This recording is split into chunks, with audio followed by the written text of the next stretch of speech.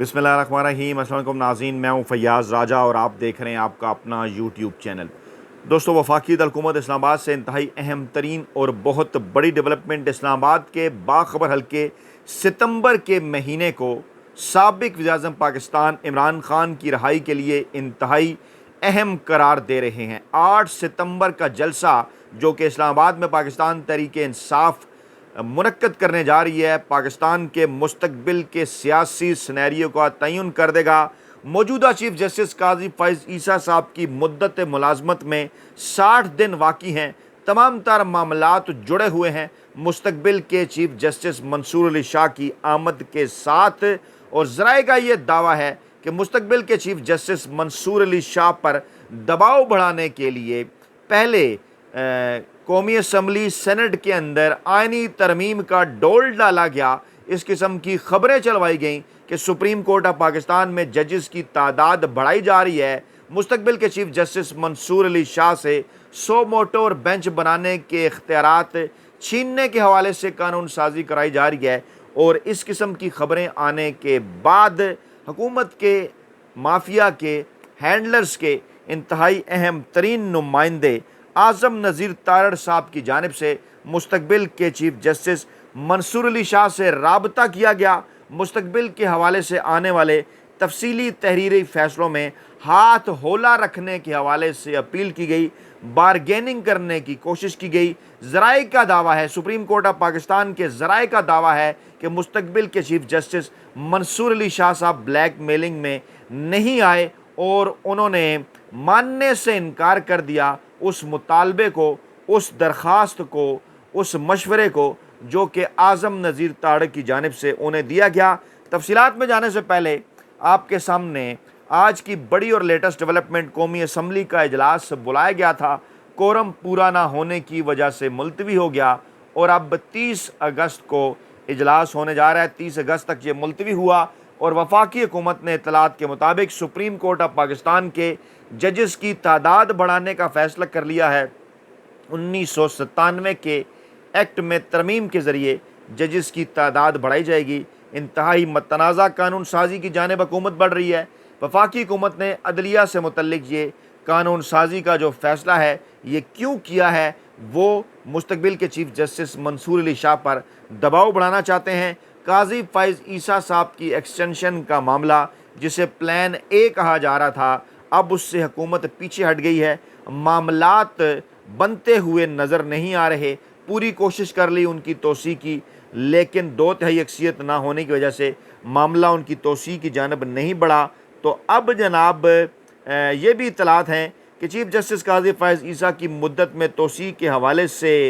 एक दरख्वास्त एडवोकेट शाहजहां ने स्पीकर कौमी असम्बली को जमा कराई है। इस किस्म की दरख्वास्तों की, इस किस्म की ख़बरों की कोई अहमियत नहीं है। अहमियत है तो इस मतनाज़ा कानून साजी की, जिसके तहत सुप्रीम कोर्ट ऑफ पाकिस्तान के जजेस की तादाद मौजूदा हुकूमत जो है वो 17 से 23 करना चाहती है। ज़राए के मुताबिक बैरिस्टर दानियाल चौधरी जजेस की तादाद में इजाफे का जो बिल है वो जनाब पेश करने जा रहे हैं और आइन के आर्टिकल 184(3) में तरमीम करने की कोशिश करेंगे। लेकिन एक बात ज़हन में रखिए कि आइन के अंदर जो तरमीम है, आइन के अंदर जो तब्दीली है वो भी 2/3 अक्सियत से हो सकती है, लेकिन इसको एक्ट का नाम देकर कहा यह जा रहा है कि ये तब्दीली उनकी जानिब से जो है वो की जा सकती है, लेकिन ये इंतहाई मतनाज़ा किस्म की तब्दीली होगी। और प्लान बी जो है इस हुकूमत का, माफिया का, हैंडलर्स का और सहूलतकारों का, वो ये है कि जनाब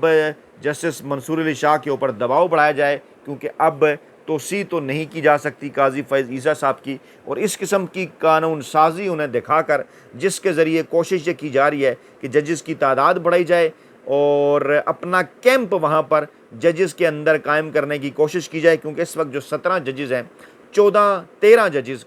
कन्फर्म जो 13 जजेस हैं वो इस वक्त काजी फ़ैज़ ईसा साहब के, यानी इस हुकूमत के गैर आइनी और गैर कानूनी फ़ैसलों के साथ नहीं खड़े हुए। और अगर किसी भी किस्म की हैंका फेंकी की गई सुप्रीम कोर्ट ऑफ पाकिस्तान के अंदर जजेस की तादाद अपने हक में करने के हवाले से, चीफ जस्टिस के सो मोटो के नोटिस लेने के हवाले से या बेंच बनाने के हवाले से, तो डट कर मुकाबला उन 13 जज साहिबान की जानिब से किया जाएगा اور مستقبل کے چیف جسٹس منصور علی شاہ صاحب نے چند دن پہلے ایک سیمینار سے خطاب کیا تھا، وہاں بھی انہوں نے ایک بڑا اہم اور واضح بیان دے دیا تھا، اور وہ بیان آج انہوں نے دہرایا ہے، انہوں نے واضح کر دیا ہے۔ جب ان کے ساتھ رابطہ کیا گیا تو انہیں یہ بھی کہا گیا کہ آپ کچھ چیزوں کے اوپر راضی ہو جائیں تو آپ کا جو نوٹیفیکیشن ہے وہ ہم کر دیتے ہیں۔ تفصیلی فیصلے کے حوالے سے بھی ان سے درخواست کی گئی کہ یہ ذرا آپ جلدی جاری کر دیں تاکہ پھر ہم اس کے خلاف جو ہے وہ اپیل کے اندر جائیں، کیونکہ اطلاعات جو ہیں کہ پاکستان تحریک انصاف نے سپریم کورٹ آف پاکستان سے رجوع کر لیا ہے۔ تفصیلی فیصلہ جو پاکستان تحریک انصاف کی نشستوں کے حوالے سے آیا تھا، معاف کیجیے گا، جو مختصر فیصلہ چند دن پہلے آیا تھا، اب پاکستان تحریک انصاف نے یہ کہا ہے کہ اس پر عمل درآمد بھی کروائے سپریم کورٹ آف پاکستان، کیونکہ اس وقت پلان ہے الیکشن کمیشن آف پاکستان کے ساتھ ساتھ اسٹیبلشمنٹ کا بھی کہ اس فیصلے کے اوپر عمل نہ ہو سکے اور اس فیصلے کو متنازع بنایا جائے، لیکن ساری کی ساری گیم جو ہے وہ الٹا دی ہے۔ جناب مستقبل کے چیف جسٹس منصور علی شاہ نے انہوں نے اندیا دیا ہے کہ مخصوص نشستوں کے حوالے سے جو تفصیلی فیصلہ ہے وہ گرمیوں کی چھٹیوں کے بعد آئے گا، اور مخصوص نشستوں کا فیصلہ ذرائع کا دعویٰ ہے انہوں نے لکھنا شروع کر دیا ہے۔ تعطیلات کے بعد یہ اکثریتی ججز کے ساتھ جو ہے وہ ڈسکس بھی کیا جائے گا۔ نوٹیفیکیشن کے حوالے سے انہیں آفر کی گئی تو اس کا انہوں نے جواب دیا کہ انہیں ایسی ان کی کوئی خواہش نہیں ہے کہ وقت سے پہلے ان کا نوٹیفیکیشن ہو جائے، اور اس وقت تو میں چیف جسٹس ہوں بھی نہیں، قاضی فائز عیسیٰ صاحب ہیں، انہی کا پورا کنٹرول ہے، مجھے کوئی شوق نہیں کہ جلد جو ہے وہ جاری ہو جائے۔ پھر جب ان سے چند دن پہلے یہ سوال پوچھا گیا تھا کہ کیا فیصلے کو آئینی ترمیم سے بدلا جا سکتا ہے، تو انہوں نے کہا تھا اس پر کوئی بات نہیں کروں گا آج، لیکن سپریم کورٹ آف پاکستان کے ذرائع کا یہ دعویٰ ہے کہ ان کی جانب سے یہ پیغام پہنچایا گیا کہ کسی آئینی ترمیم کے نتیجے میں سپریم کورٹ آف پاکستان کا جو فیصلہ ہے وہ ہرگز نہیں بدلا جا سکتا، اور آئندہ آنے والے دنوں کو انہوں نے انتہائی اہم قرار دیا ہے۔ انہوں نے کہا کہ اگر سپریم کورٹ کے فیصلے پر عمل درآمد نہ ہوا، یہ پیغام دیا ہے انہوں نے اعظم نذیر تارڑ کو، تو یہ آئین کی خلاف ورزی ہوگی۔ سپریم کورٹ کو یہ اتھارٹی آئین دیتا ہے کہ جناب وہ آئین کے اوپر عمل درآمد کرائے، اپنے فیصلوں کے اوپر عمل درآمد کرائے۔ اگر عمل درآمد نہیں کرنا تو پھر آپ سٹرکچر تبدیل کر دیں، اور اس کے بھیانک نتائج جو ہیں وہ ہو سکتے ہیں برآمد، بھیانک نتائج اس کے سامنے آ سکتے ہیں۔ اس لیے ملک کو ایسے معاملات کی طرف نہیں لے جانا چاہیے جہاں پر جو توازن ہے اس کو کھو دیا جائے۔ یہ بڑے اور اہم ترین رابطے کے بعد یہ انتہائی اہم ترین اور بڑا پیغام ہے مستقبل کے چیف جسٹس منصور علی شاہ صاحب کے حوالے سے۔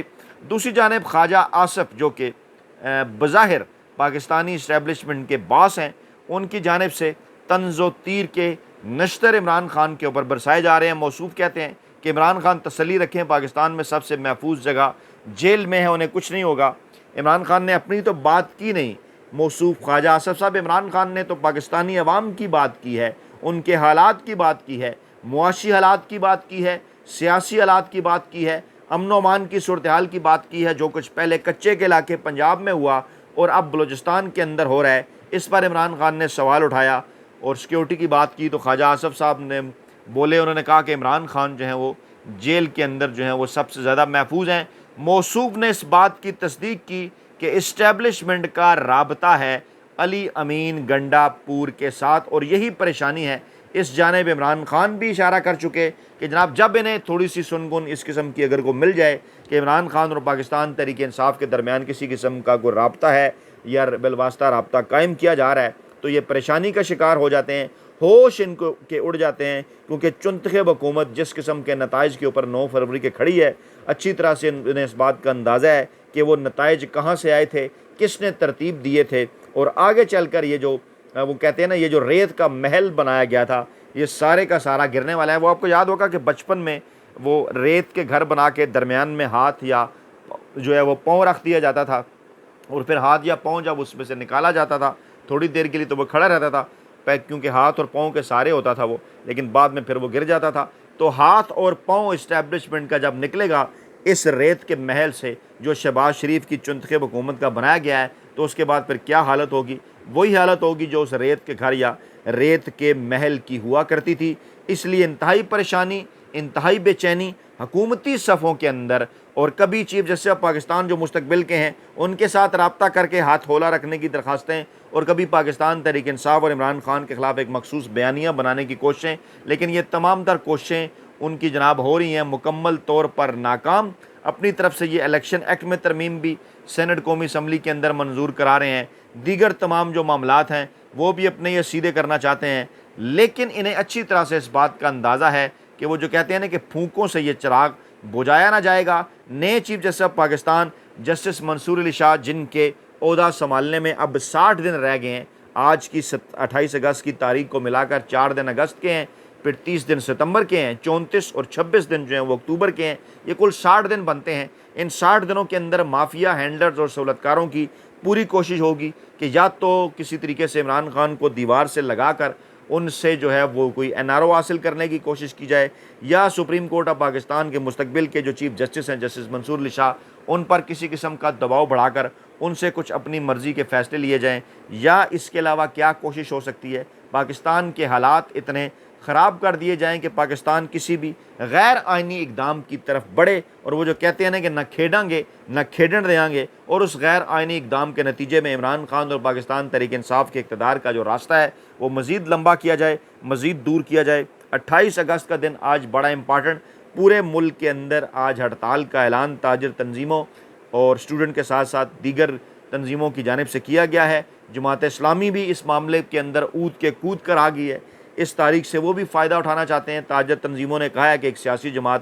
ان کی ہڑتال سے جو ہے وہ فائدہ اٹھانا چاہتی ہے۔ بہرحال امید کی جا رہی ہے کہ بڑی ہڑتال ہوگی، امید کی جا رہی ہے کہ بڑی تعداد میں لوگ اس حکومت کے خلاف جو ہے وہ ہڑتال کریں گے، لیکن معاملہ اصل میں کیا ہے کہ اس وقت جو پاکستانی عوام ہیں ان کے پاس عوامی لیڈرشپ میدان کے اندر موجود نہیں ہے۔ جماعت اسلامی کی لیڈرشپ کو کس نے راولپنڈی بھجوایا، کس کے کہنے کے اوپر وہ راولپنڈی سے واپس گئے، کس کے کہنے کے اوپر 28 اگست کو وہ دوبارہ سے ہڑتال کر رہے ہیں، اور پھر کس کے کہنے کے اوپر ان کی جانب سے یہ بیان آیا کہ ہم اپوزیشن کا حصہ نہیں بنیں گے اور علیحدہ اپنی جو ہے وہ 1.5 اینٹ کی مسجد بنائیں گے۔ مولانا فضل الرحمان صاحب نے بھی کچھ ایسا ہی کیا۔ موصوف فرماتے ہیں کہ 12 سال کا جو ہے وہ پاکستان تحریک انصاف اور JUI کے درمیان اختلاف ہے، اتنی جلدی جو ہیں وہ یہ اختلافات دور نہیں ہو سکتے۔ کمیٹیاں ہم نے بنا دی ہیں، فیصلہ کیا ہے کہ پارلیمانی معاملات کے اوپر جو ہے وہ باہمی افہام و تفہیم کے ساتھ جو ہے وہ آگے بڑھا جائے گا۔ مولانا فضل الرحمان صاحب سے آصف زرداری صاحب نے ملاقات کی،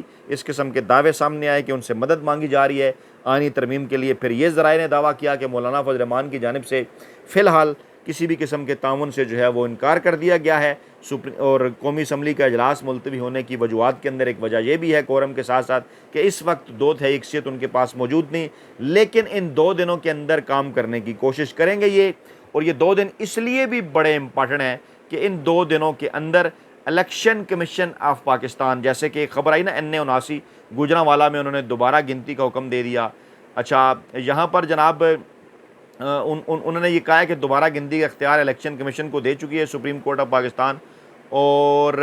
دوبارہ گنتی کی درخواست یہاں پہ نون لیگ کے ذوالفقار علی بھنڈر نے دی ہوئی ہے، اور یہاں سے NA79 گوجرانوالا سے پاکستان تحریک انصاف کے حمایت یافتہ امیدوار احسان ورک کامیاب ہوئے تھے۔ یعنی اب اس قسم کے حربوں سے پاکستان تحریک انصاف کے نشستوں کی تعداد کم کرنے کی کوشش کی جا رہی ہے، نون لیگ کی نشستوں کی تعداد جو ہے وہ بڑھانے کی کوشش کی جا رہی ہے۔ الیکشن کمیشن کی پاکستانی اسٹیبلشمنٹ کی موجودہ چیف جسٹس کی یہی گیم ہے، لیکن جسٹس منصور علی شاہ نے ذرائع کا دعویٰ ہے کہ اس بڑے انکار کے بعد یہ گیم الٹا دی ہے، اور آئندہ آنے والے جو چند دن ہیں نہ صرف عدالتی محاذ کے اوپر، یعنی 10 ستمبر تک چھٹیاں ختم ہونے کے بعد لوور جوڈیشری سے بھی، اس کے ساتھ ساتھ جو عدالت عالیہ ہے یعنی اسلام آباد ہائی کورٹ ہوگی، لاہور ہائی کورٹ ہوگی، پشاور ہائی کورٹ ہوگی، اور اس کے ساتھ ساتھ جو عدالت عظمیٰ ہے یعنی سپریم کورٹ آف پاکستان، اس سے بڑے اور اہم ترین فیصلے آئین اور قانون کے جو مطابق ہوں گے وہ جناب آ سکتے ہیں سامنے۔ جنرل فیض حمید صاحب کی گرفتاری کا جو معاملہ ہے گزشتہ تقریباً 5-6 دنوں سے ذرا آف سکرین تھوڑا سا ذرا پیچھے چلا گیا ہے، اور جنگ جیو گروپ نے ایک بھرپور کمپین عمران خان اور پاکستان تحریک انصاف کے خلاف چلانے کی کوشش کی اس معاملے کے اوپر، لیکن پاکستانی عوام نے سوشل میڈیا کے اوپر بیٹھے ہوئے بڑے پاکستانی عوام نے بڑی تعداد میں انہوں نے اٹھا کر یہ کمپین جنگ جیو گروپ، بڑے اینکروں، ویلے قلم نگاروں اور ملازم صحافیوں کے منہ پر دے ماری۔ اور اس وقت صورتحال یہ ہے کہ صرف اور صرف عمران خان ہیں جن کے گرد پاکستان کی تمام تر سیاست، تمام تر عدالت، تمام تر صحافت